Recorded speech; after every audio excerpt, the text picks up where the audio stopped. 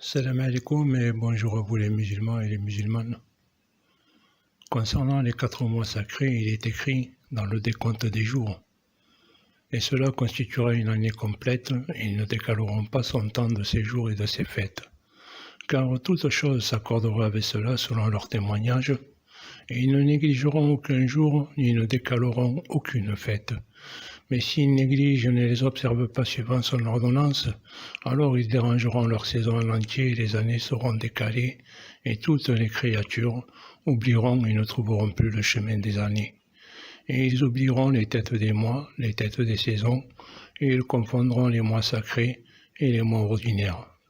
Et vous, musulmans, comme Dieu nous l'explique lui-même, dans la sourate 937, à chaque nouvelle année, vous changez les mois sacrés par des mois ordinaires.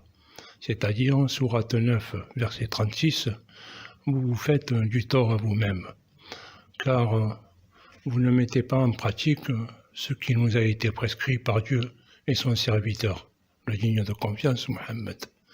Nous, les croyants, comme Dieu nous l'explique, on ne doit pas suivre cette doctrine de décaler à chaque nouvelle année les 4 mois sacrés de 10 jours, car celui qui recule les mois sacrés de 10 jours devient un évadé des mois sacrés.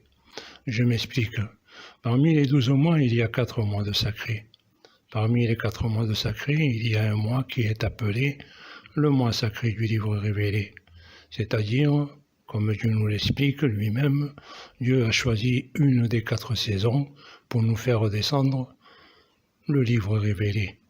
Et nous, les croyants, nous devons jeûner les 30 jours du mois sacré du livre révélé. Concernant ce mois sacré du livre révélé en 2007, je vous ai demandé comment s'appelait le mois du livre révélé.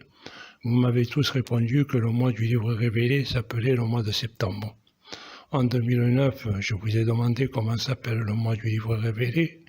Vous m'avez tous répondu que le mois du livre révélé s'appelait le mois d'août.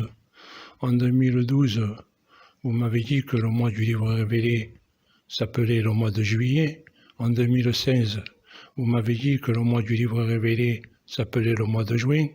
En 2019, vous m'avez dit que le mois du livre révélé s'appelait le mois de mai. En 2021, vous m'avez dit que le mois du livre révélé s'appelait le mois d'avril. En 2024, vous m'avez dit que le mois du livre révélé s'appelait le mois de mars. Et pour cette année 2026, vous me dites que le mois du livre révélé s'appelle le mois de février. Pour rappel, Dieu nous dit dans la sourate 2, verset 185, que le Coran nous a été révélé durant le mois de jeûneur, c'est-à-dire qu'il y a un seul mois qui se nomme le mois du jeûneur. Mais comme expliqué sur cette image, comme expliqué plutôt dans la sourate 937, vu que vous changez à chaque nouvelle année le mois sacré du livre révélé, c'est-à-dire vous changez toujours de date, de mois et même de saison pour célébrer le mois du livre révélé, eh bien pour cette année 2026, comme expliqué par Dieu lui-même, vous jeûnez tous les 30 jours dans un mois qui est appelé ordinaire. Pour être clair, vous êtes tous devenus, en suivant cette doctrine de changer à chaque nouvelle année la date des 4 mois sacrés de 10 jours, des évadés des 4 mois sacrés. Parmi les 4 mois sacrés, il y a un mois qui est appelé le mois du livre révélé, le mois du jeûneur, le mois durant lequel les anges descendent, le mois de la nuit du destin ou le mois du décret. Et concernant ce mois, Dieu nous demande dans la sourate 8, verset 9, de ne pas l'oublier. C'est-à-dire, dans la sourate 8, verset 9, Dieu nous demande de ne pas oublier ce jour du 10e mois lunaire de la bataille de Barde, où Dieu a décrété de faire descendre 1000 anges pour soutenir, réconforter et rassurer, comme cela est écrit dans la sourate la destinée de son serviteur, le digne de confiance Mohammed, qui priait Dieu de les secourir lui et ses compagnons, qui durant ce 10e mois lunaire jeûnaient tous durant ce mois des chaleurs intenses que vous appelez le mois de juillet ou Shawwal. Et les chaleurs intenses, contrairement à vous tous, elles ne se déplacent jamais de 10 jours pour se promener dans les 4 saisons. Donc, musulmans, je vous l'ai dit, je vous le redis.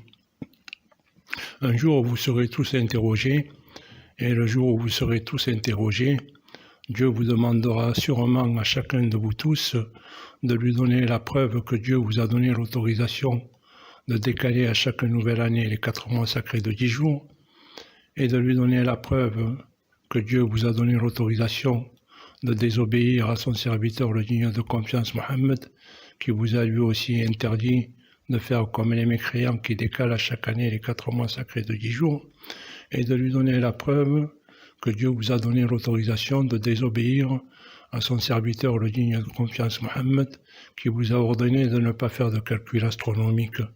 Mais vous, vu que à chaque nouvelle année, vous décalez, comme je l'ai dit, la date, les mois et même les saisons des 4 mois sacrés, eh bien, vous avez rendu profane ce que Dieu a fait sacré, c'est-à-dire, Dieu ne vous a jamais autorisé un tel blasphème.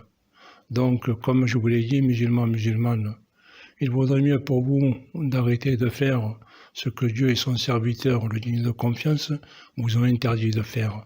C'est-à-dire, vous ne trouverez aucune sourate qui prouve que Dieu vous a donné l'autorisation de décaler chaque année les 4 mois sacrés de 10 jours. Vous ne trouverez aucune sourate où il est écrit que Dieu vous a donné l'autorisation de désobéir à son serviteur qui vous a recommandé de ne pas faire comme les mécréants qui décalent à chaque année les 4 mois sacrés de 10 jours. Et vu qu'il n'existe aucune autorisation qui vous autorise à faire ce que Dieu vous a interdit de faire, eh bien méfiez-vous, car Dieu risquerait de vous le faire regretter.